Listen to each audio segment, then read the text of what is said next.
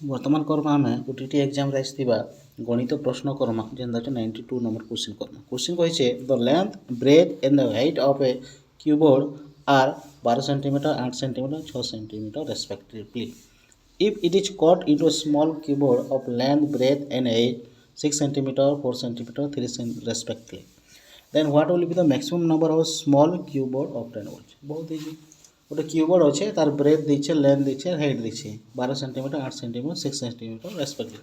से भितर काण हमको स्मॉल कीबोर्ड काटबार अच्छे जार कि हमको लेंथ दीचे ब्रेथ दीचे हाइट दीचे 6 और 4 3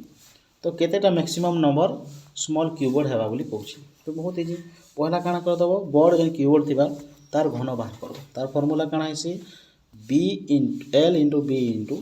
एच एस तो काण हो के 12 इंटू 8 इंटू 6 हरण करवा काना से स्मॉल कीबोर्ड रो काना से समान फॉर्मूला हो जाबा 6 इंटू 4 इंटू 3 काटा छाटा करबो 4 दुणे 8 6 6 कटी गला 3 4 12 4 दुणे 8 तो 8 टा हो जाबा हमर स्मॉल कीबोर्ड तो ऑप्शन नंबर 8 हो जाबा राइट आंसर ओके।